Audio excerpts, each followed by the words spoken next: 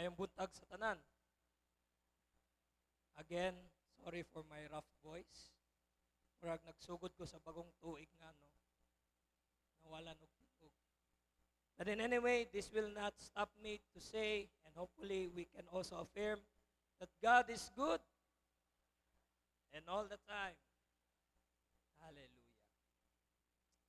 So thank you, choir, for setting the tone sa tuang mensahe for this morning, which reminds us to truly, after the noise of welcoming 2026, we come now this Sunday being still and knowing that He is God, that Christ is God.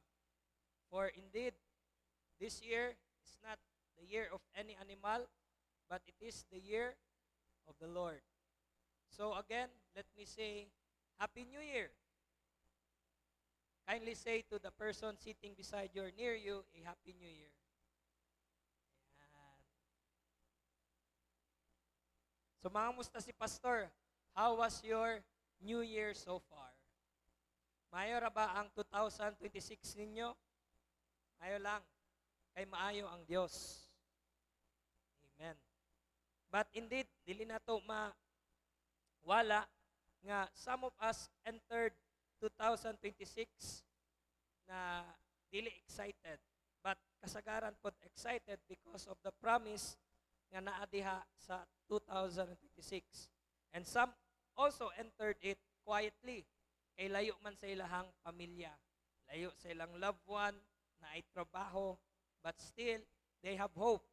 And some, though they have hope, napod mga gamay nga kabalaka, a little bit of worry of what is in store in the year 2026.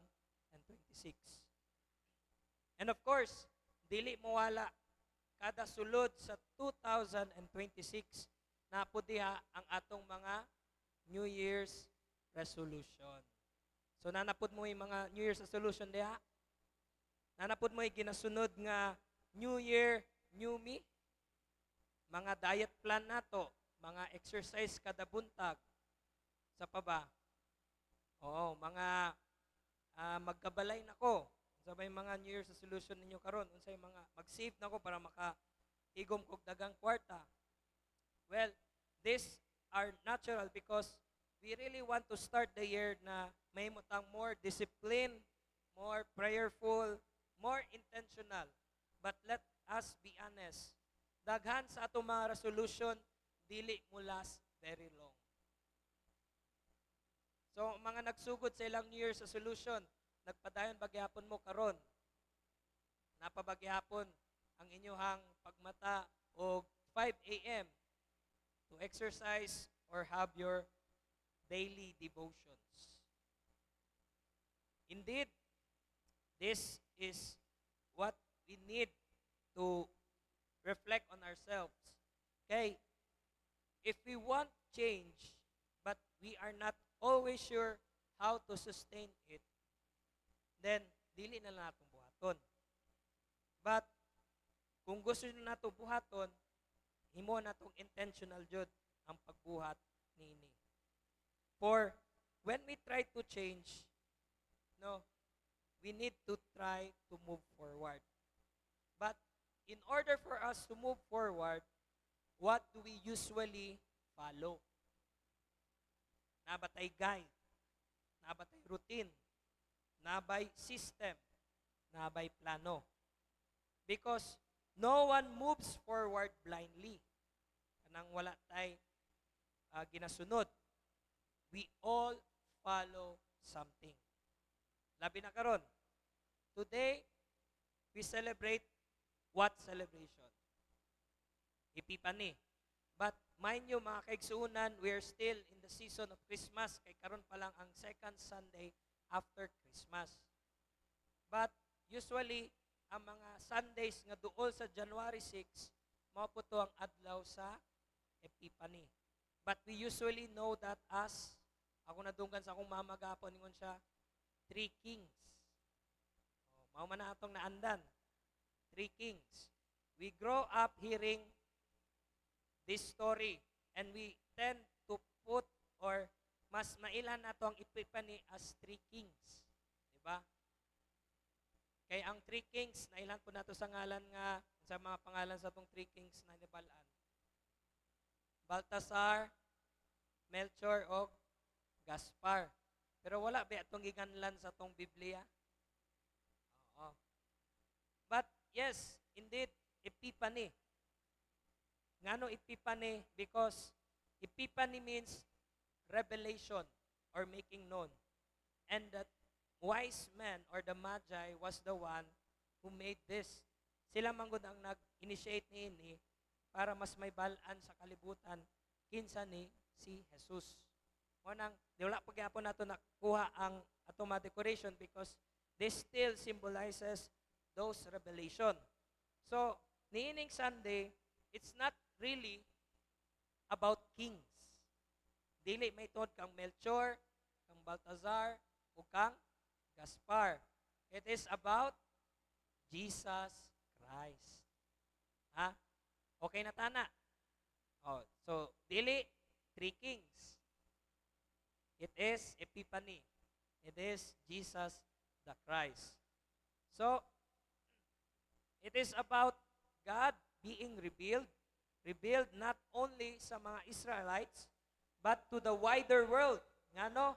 Because kaning mga Magi are not from Israel. Ha? Let us be clear. The Bible never actually calls them kings. Ha?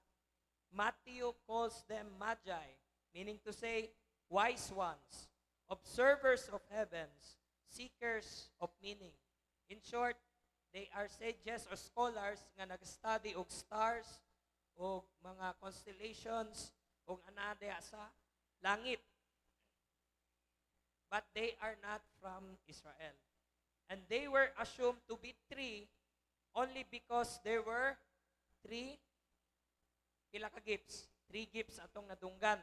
Unsa mga gifts na gidala sa wise ones? Gold, frankincense, and myrrh. We already established this last time kung unsay pasabot sa three gifts. Pero kung nakalimot gyapon ta, tanawa ang ato ang liturgy na sa kanta. We wise men. Gold, kaning tulo, symbolizes the identity of Christ. Gold being unsa man? King, hari, King of Kings. Ang frankincense, unsa nakabutang diha sa liturgy? Identity ni Jesus as God, as a deity. And lastly, ang myrrh, unsa man na? Symbolizes Christ being the sacrificial lamb. Kay mao man ni ang pag may namatay bitaw, mao to ang diha. So mao nang mabasa nato sa liturgy, King, God, and sacrifice. Pero sacrificial lamb na siya. So, these are the truth nga giingon nato na three wise men. Kay mao to ang na-conclude sa mga scholars and may three gifts. But nevertheless, we know them as Magi, wise ones, and we do not truly know kung pila jud sila kay wala giingon dito, but we can say it is more than one. No? This was a group, a journey, a shared search sa maong star nga mo reveal sa maong king, sa maong God, ug sa maong sacrificial lamb. And what defines them is not their rank, but their search. Kinsa ba ilang gipangita? Atong atuan ang Matthew. Unsay giingon sa Gospel of Matthew? Kaning mga Magi gikan sa east, no? They were outsider. They did not grow with the law of the prophets of Israel. Wala jud na sila ilabot ana. And yet God chose to reveal Christ to them sa ilaha pod. Not through scripture, kay wala sila nabasahan scripture. Ilang nabasahan lang mga stars, ilang istudyan na. Naibala nila nga naay muabot nga hari, naay muabot nga Ginoo, naay muabot nga manluluwas. So, what they study and brought them to Jesus was a star. Through something familiar sa ilaha. A star. And the star did not give them all the answers. Kay lagi, wala ikingon ang star nga kani ang may tabo. Basta giya lang sila. It did not explain the whole journey. Basta mulakaw lang sila. Naana sila ipanaw. It only gave enough light for the next step. And notice carefully, the star did not lead them to power. It did not lead them to Herod. Niagi lang sila. It led them to Christ. And when the star stopped, they did not analyze. Unsay na diha? Dali-dali. Wala po sila nag-debate. Dali-dali, ilalang gibuhat. As Matthew says, they rejoice exceedingly with great joy. Dakong kalipay. And they worship. Nya, wala pa sila kabalo pa sa pagsimba. Or kinsa dapat kabalo sa kinsa simbahon. Pero dire, they worship. No? They offer their gifts. And that is epiphany, mga kaigsunan. Epiphania. Meaning, God revealing Christ to those who were willing to follow the light they were given. Kita, sa atong pagsugod sa bagong tuig, sa tuig 2026, wala jud ta may sayod kung unsa ang naa sa unahan. No? We may not know everything that lies ahead. Some of us are waiting for clarity. Some of us are carrying uncertainty. And some of us are praying for direction. And this day, this epiphany, remind us this. God does not always give us the whole map. Ang tibuok nga mapa unsay anaa sa tua sa 2026. But God is faithful to give us guidance. Giya. Ang pangutana lang, unsa man atong himuong giya sa tong 2026? Ang horoscope ba? Unsa bang horoscope ninyo for 2026? Maswerte ba mo? Magka-love life na ba mo? Madato ba mo? Tinuod nga dili nato ma-figure out ang 2026. But unta ato ang kuptan. Let us hold on to this reflection. What am I following? Ang diet program ba? Ang horoscope ba? Ang pangswerte ba? Unsa ba? Let us not also follow fear, pressure, success. But let us follow Christ. Because the true message of Epiphany is Christ still being revealed to us. Not by a star in the sky, but by word or through our prayers, and through this community. And today, through this table. So, as we also come to celebrate our Holy Communion, we come like the Magi, not because we knew everything, but because we have arrived. Nabot na 2026. And also, we come to the table because we have or been guided here by Christ. The same Christ revealed to the Magi is the Christ who meets us in broken bread and shared cup.